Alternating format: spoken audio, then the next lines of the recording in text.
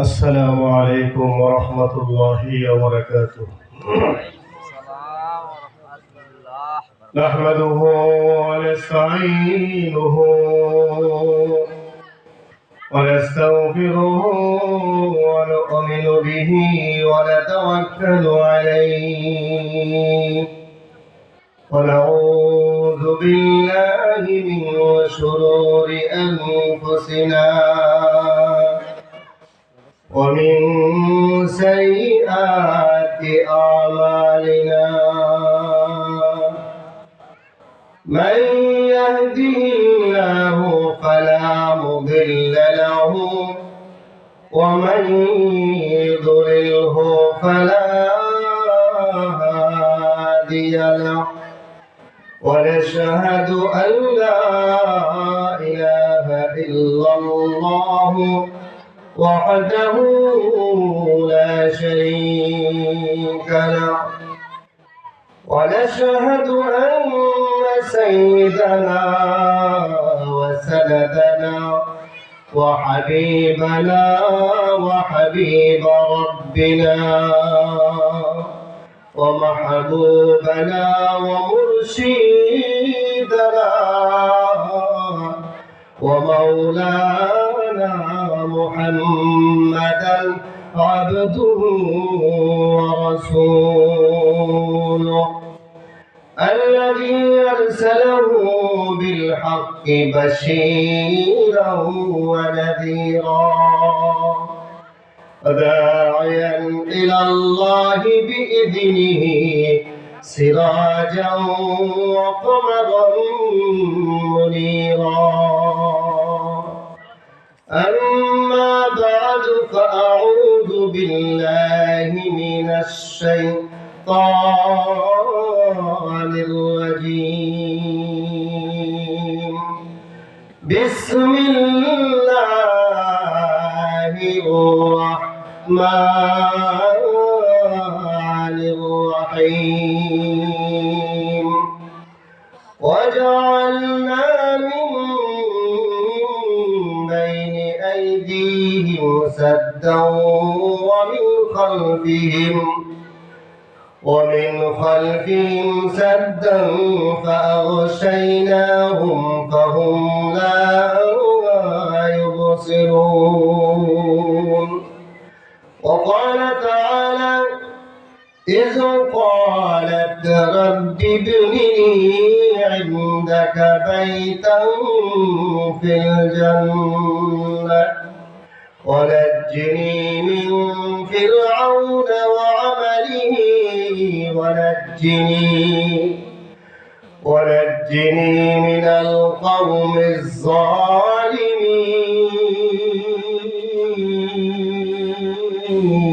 الظالمين وقال النبي صلى الله عليه وسلم كل أمتي يدخلون الجنة إلا من أبى أو كما قال النبي عليه الصلاة والسلام وقال تعالى في حبيب شانه ومحبوبه إن الله وملائكته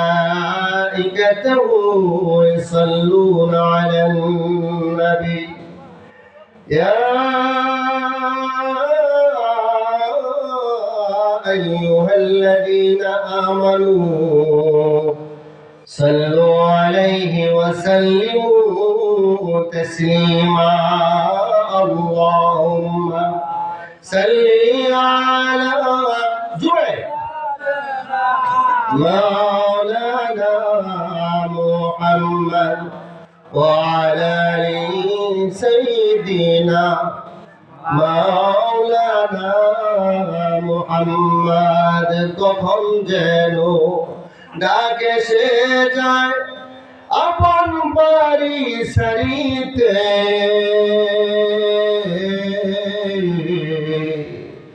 পরনের কাপড় খুলে খুলে সাদা কাফন পরিতে আল্লাহুম্মা সাল্লি আলা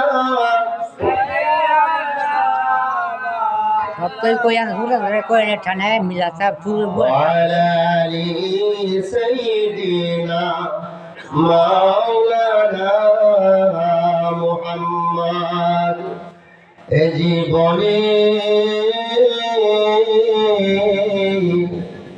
না করিলাম বন্দিগি গুনাহ করে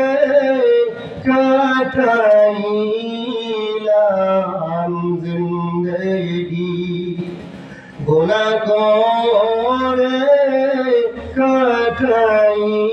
কাটাইলাম জিন্দেগি তওবা করে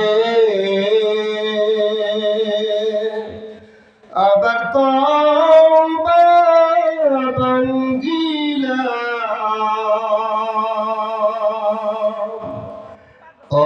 অবশেষে খাঁটি তওবা করিলাম অবশেষে খাঁটি তওবা করিলাম সকলেরই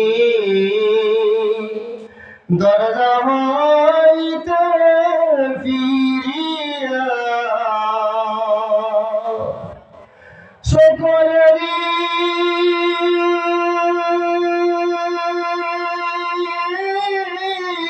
দরজা হইতে ফিরিয়া আপনার ওই তো রোজাই রইলাম পড়িয়া আপনার ওই তো রোজাই রইলাম পড়িয়া আপনি যদি মাফ না করেন আমরারে বলেন আপনি আমরা যাইব করদারে বলেন আপনি আমরা যাব করদারে যত আল্লাহ ওলি হইলেন কান্দিয়া যত আল্লাহ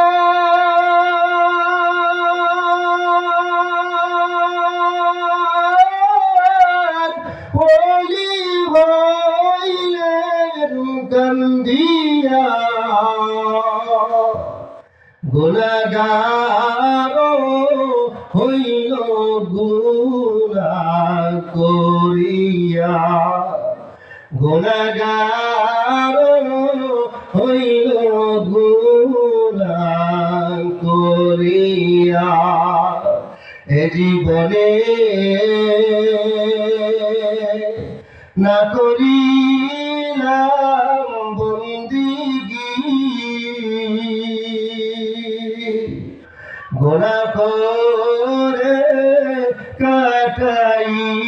কাটাইলাম জিন্দেগি গুনাহ করে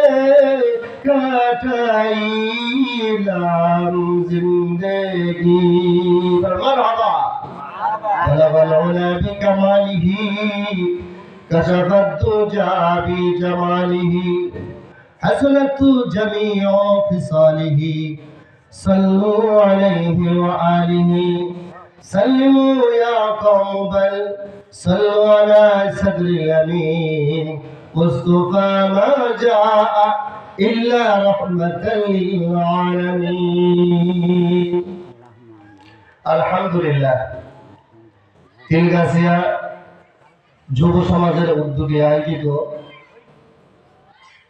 আর কবরস্থানের কবরবাসীদের জন্য বিশেষভাবে মোনাজাতের উপলক্ষে আয়োজিত আজকের এই মহা সমাবেশ এই সমাবেশের মহা সম্মানিত সভাপতি সাহেব অতিথিগণ বন্ধুগণ এবং পিতার বয়সের বাবার বয়সের মুরব্বিয়ানিগণ সকলেই মহান রব্বুল আলামিনের দরবারে লাখো কোটি শুকর ও সুজুদ আদায় করে, যিনি দয়া করে, মায়া করে, ভালোবেসে, মহব্বত করে আমাদেরকে জান্নাতের বাগানে হাজির হওয়ার তৌফিক দিয়েছেন। অন্তরের অন্তঃস্থল থেকে রাসূলের শেখানো ভাষায় শুকর আদায় করি আলহামদুলিল্লাহ। আলহামদুলিল্লাহ। আরেকটু জোরে সোরে বলি আলহামদুলিল্লাহ। আল্লাহ পাক তাকে তৌফিক দান করেন, উনি নেক কাজ করতে পারেন। আল্লাহ তাআলার তৌফিক ছাড়া কোন বান্দা নেক কাজে শরীক হতে পারে না। আল্লাহ রাব্বুল আলামিনের দয়া ও মেহেরবানিতে আল্লাহ পাক মায়া করে আমাদেরকে বাছাই করে নেক কাজের মধ্যে আইনা শরীক করে দিয়েছেন। নিঃসন্দেহে এটা আল্লাহ তাআলার ইহসান এবং দয়া, কথা ঠিক কিনা? তো আল্লাহ তাআলা যে আমাদেরকে দয়া করলেন, মায়া করলেন, এই জন্য আমরা আবারও উচ্চ সুরে সমস্ত সকলেই একসাথে উচ্চারণ করি আলহামদুলিল্লাহ। দীর্ঘ সময় সন্ধ্যা থেকে আপনারা দিনী আলোচনা শুনে আসতেছিলেন। আমার একজন মুরব্বী খুব ভালো বয়ান করছেন। আল্লাহ পাক আমাদেরকে ওই সমস্ত আলোচনার উপর আমল করার তৌফিক দান করুন সকলে বলে আমিন। আমি আপনাদের সামনে অল্প সময় কথা বলবো। যে বিষয়ে কথা বলবো শিরোনাম হিসেবে বিষয়টা আগে বলে দিচ্ছি। আমার বয়ানের শিরোনাম হলো মহিলা বিষয়ক বয়ান। বিষয় মহিলা। আর অবাধ্য স্বামীকে বাধ্যকরণ তদবির। অবাধ্য স্বামীর 3 স্থানে যদি তার স্ত্রী চুম্বন করতে পারে, চুমা দিতে পারে, তার স্বামী আজীবন তার বাধ্য হয়ে যাবে। সুবহানাল্লাহ। কোন অবাধ্য স্ত্রীকে যদি কোন স্বামী তার ওই 3 স্থানে চুমা দিতে পারে, তো তার স্ত্রীও বাকি জীবন তাকে আর বলবে না। সুবহানাল্লাহ। এটা আজকে আলোচনা শেষে ইনশাআল্লাহ বলে দেব। রাজি আছেন ইনশাআল্লাহ? শুনতে রাজি আছেন? আল্লাহ পাক তৌফিক দান করুন সকলে বলে আমিন। আল্লাহ পাক রব্বুল আলামিন এই পৃথিবীর মধ্যে যাহা কিছু সৃষ্টি করেছেন সমস্ত কিছু জোড়া জোড়া সৃষ্টি করেছেন। সমস্ত কিছু জোড়া ছাড়া পৃথিবীতে কোনো কিছু আল্লাহ তাআলা সৃষ্টি করেন নাই। আসমানটা দেখতেছে, এই যে আসমান, আমাদের উপরে যে আসমান, এই আসমানটা হলো পুরুষ আর জমিনটা হলো মহিলা। আসমানে পানি দেয়, জমিনে সন্তানাদি দেয়, ফসল দেয়, কথা ঠিক কিনা? পৃথিবীর মধ্যে যত গাছগাছালি আর বৃক্ষলতা দেখি, যত তরুণতা দেখি, রাস্তার পাশে আর খেতে খামারে যত প্রকারের গাছগাছালি দেখি, সমস্ত গাছগাছালি হলো জমিনের ফসল বড় জলে সন্তান। জমির সন্তান এগুলি আসমানে পানি দেয় আর জমিনে সন্তান দেয়। পুরুষের পানি দেয়, মহিলাও সন্তান দেয়, কথা ঠিক কিনা? অনেক বিষয় এমন আছে হুজুররা লজ্জায় বলে না, মানুষও লজ্জায় জিগায় না। না বলার কারণে আর না জিজ্ঞেস করার কারণে অনেক জিনিস জানা থেকে বাকি থেকে যায়, মাহরুম থাকে, জানতেই পারে না কি আমল করবে। অনেক গোপন বিষয় এমন আছে, এগুলো আলোচনা দরকার আছে না নাই? আর আল্লাহ তাআলা দুনিয়াতে শুধু পুরুষ পাঠান নাই, মহিলাও পাঠাইছে। পুরুষের জন্য যেমন ইবাদত আছে, মহিলাদের জন্য ইবাদত আছে। পুরুষের জন্য যেমন মরণ আছে, মহিলাদের জন্য তেমন মরণ আছে। পুরুষের জন্য যেমন জাহান্নাম আছে, মহিলাদের জন্য জাহান্নাম আছে। পুরুষের জন্য জান্নাত আছে, মহিলাদের জন্য জান্নাত আছে, কথা ঠিক কিনা? পুরুষ হলো লোহার মতো সত্য জিনিস, পুরুষের নেতৃত্ব দিবে। আর মহিলা হলো দামি জিনিস, স্বর্ণের মতো দামি। পাওয়ারে থাকবে পুরুষ, সম্মানে মর্যাদায় থাকবে মহিলা। পুরুষ ছাড়া নারী অচল হয়ে যায়, নারীর চাইনার কোনো দাম থাকে না যদি পুরুষ না থাকে। পৃথিবীর মধ্যে আমরা তো জানি বাবা মা মারা গেলে ছেলেটা এতিম হয়, কিন্তু অনেক বুবা কান্না করে অনেক মহিলা, যে মহিলার স্বামী ইন্তেকাল করেছেন, আমার তো মনে হয় স্বামী হারা ওই মহিলা যে কত বড় এতিম, এইটা একমাত্র স্বামী ছাড়া মহিলাই জানে, কথা ঠিক কিনা? আমার বন্ধুরা, আমার পুরুষ লোহার মতো পুরুষ লোহার মতো শক্ত বাইরে ডিউটি করবে, আর মহিলা হলো স্বর্ণের মতো দামি, সে ভিতরে থাকবে। স্বর্ণটা কেমন? যে স্বর্ণ এত দামি, ওই স্বর্ণ রাজা রাজা বাদশার ঘরে রানীদের গলার মধ্যে ঝুলে, আর রাজার মেয়েদের, রাজার কন্যাদের গলার মধ্যে হার হয়ে ঝুলে তার স্বর্ণ। কথা ঠিক কিনা? আর লোহার বাহিরে থাকে, লোহা দিয়া হয় কুদাল, লোহা দিয়া হয় কুড়াল, লোহা দিয়া হয় কাছি, লোহা দিয়া হয় হাতুড়ি। হাতুড়ির পিটুনি খাওয়া ছাড়া কিন্তু স্বর্ণ গলার চেন হইতে পারে না। কথা ঠিক কিনা? যেমনি ভাবে হাতুড়ির পিটুনি খাইয়া স্বর্ণ আর স্বাভাবিক স্বর্ণের টুকরা থাকে না, ওই স্বর্ণ একজন দামি মানুষের গলায় ঝুলে, দামি মানুষের কানে ঝুলে, দামি মানুষের হীরা হয়, গলার মালা হয়। ঠিক তেমনি ভাবে যে মহিলা স্বামীকে দামজীবী মূল্যায়ন করবে, স্বামীর মেহনতে ওই স্ত্রীটা ওইরকম দামি হয়ে যায়। কথা ঠিক কিনা?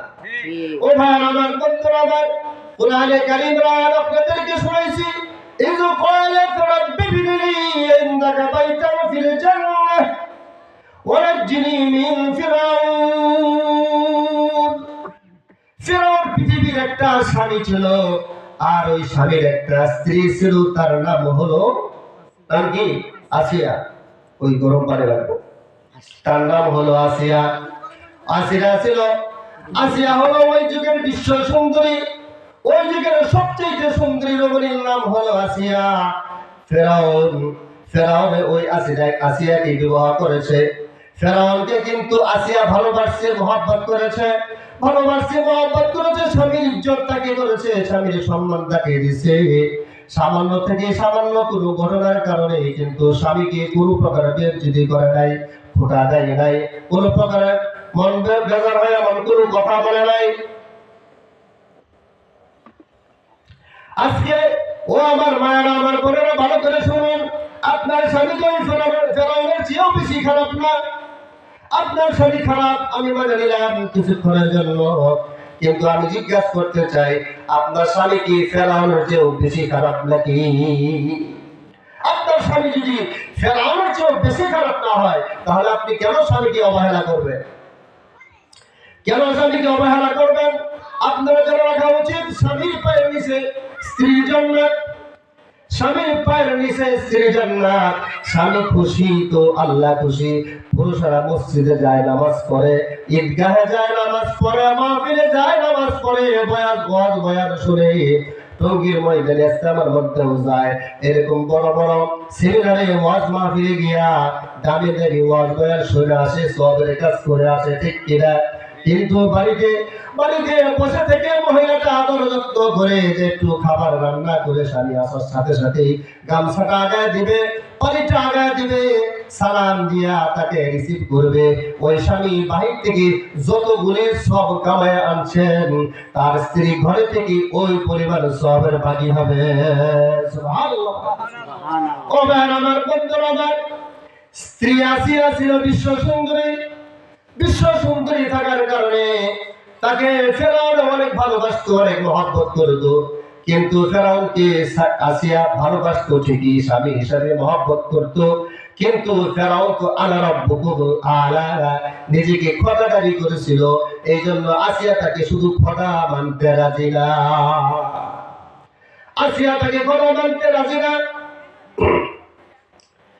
আসিয়ার মাথার চুল আশ্রানোর সময় চিরুনিটা যখন নিচে পড়ে যায়, বিসমিল্লাহির রহমানির রহিম বলে চিরুনিটা উঠাইয়া মাথা আশ্রাইতে আরম্ভ করেছেন। ফেরাউন দূর থেকে তার বিসমিল্লাহ শব্দ পাইয়া কাছে আইসা জিগায়, আসিয়া তুমি কি কইলা? তো বিসমিল্লাহ কইলাম। বিসমিল্লাহ কইলা কার নামে? আমার রবের নামে, আমার খোদার নামে। তো কি করো? আমাদের ছাড়াও কি তোমার আরো খোদা আছে? হ্যাঁ, যিনি আমারও খোদা, তোমারও খোদা, সমস্ত কিছুর খোদা, তিনি হলেন আমার আল্লাহ। সুবহানাল্লাহ। ফেরাউন এবার রেগে গেলেন। ফেরাউন তার কিছুক্ষণ আগে ৩৬,০০০ জাদুঘরকে ফাঁসি দিয়ে আসছে। এমন অবস্থায় তার স্ত্রীর আর একটা খোদা আছে, কথা শুনে ফেরাউন বড় রাগ হইলেন। রাগ হইয়া এবার বললেন, হে আসিয়া, তোমাকে আমি কি করতে পারি তুমি জানো নি? তুমি যা মন চায় তাই করতে পারো, কিন্তু আমি আমার খোদাকে ছাড়া থাকতে পারবো না।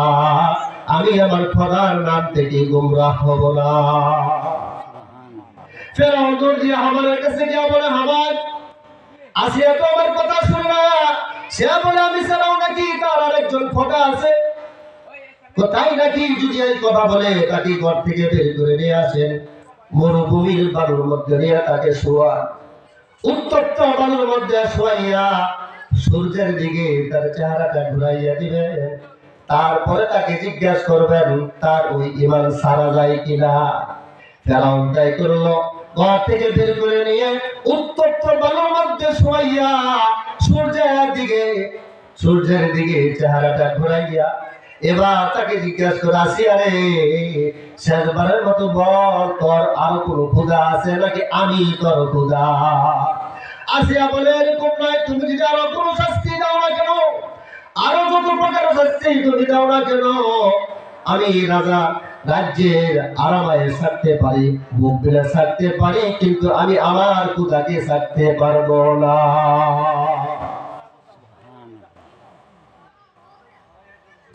ফেরাউন দৌড় দিয়ে গিয়ে হামানকে জিজ্ঞাসা, হামান এখন কি করা? এবারও তো কথা শুনে না। যাও যাও যাও, তার চার হাত পায়ের মধ্যে ফেরাক মেরে দাও, ফেরাক। কোরআনে কারীমের মধ্যে ফেরাউনের একটা নাম হলো ফেরাকওয়ালা। ফেরাকওয়ালা ফেরাউন মানে, হ্যাঁ, অনেক আসামিদেরকে ফেরাক মারতো, হাতে পায়ে ফেরাক মারতো, জমিনে গাছে ফেরাক মেরে শাস্তি দিত। তার স্ত্রীকেও চার হাত পায়ের মধ্যে ফেরাক মেরে দিয়েছে।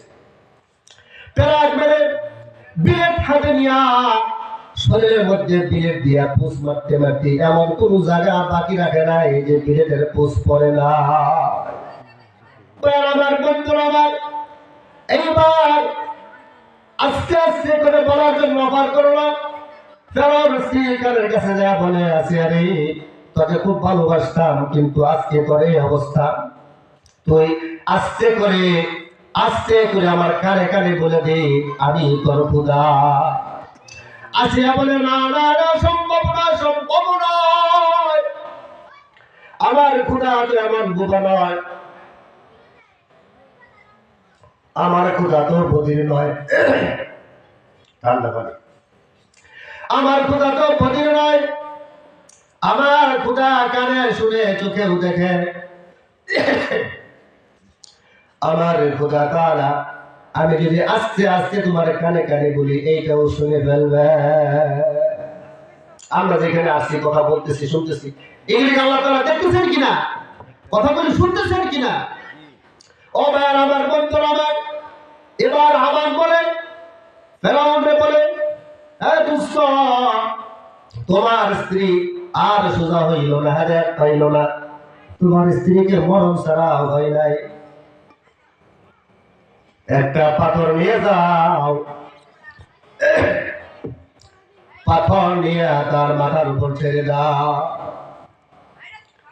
ফেরাউন বিশাল বড় একটা পাথর দুই হাতে উঠাইয়া স্ত্রীর কাছে নিয়া মাথার উপর ছেড়ে দেওয়ার উপক্রম হইল। এবার আসিয়া, তার স্ত্রী আসিয়া যখন দিয়ে হাসতেছেন, সুবহানাল্লাহ। ফেরাউন জিজ্ঞাসা, আরে এতক্ষণ পর্যন্ত কি জন্য মুখ দিয়ে বিড়বিড় করে বলতেছিলে? এবার শেষ, তোমাকে জীবনের নামে শেষ করে দিব, পাথর নিয়ে আসি, এবার তুমি কেন হাসো? কারণ কি? এবার তুমি আসতেছো কেন?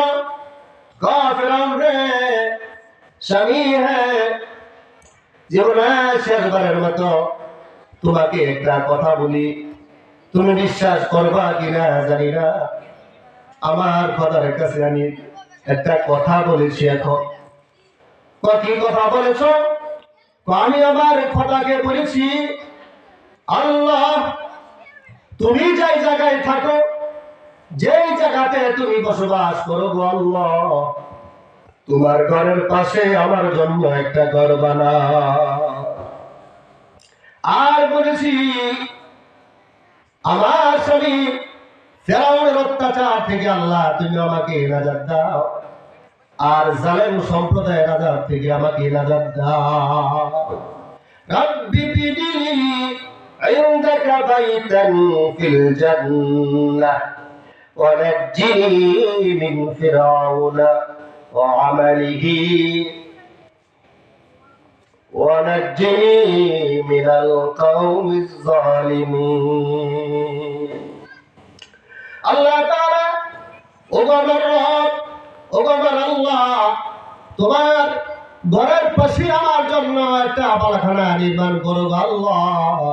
পৃথিবীর মধ্যে স্বামীর ঘরে শান্তি পাইলাম না, বাদশার স্ত্রী হওয়ার পরেও আমি পৃথিবীর মধ্যে কোন প্রকার শান্তির ভাগীদার হইলাম না গো আল্লাহ।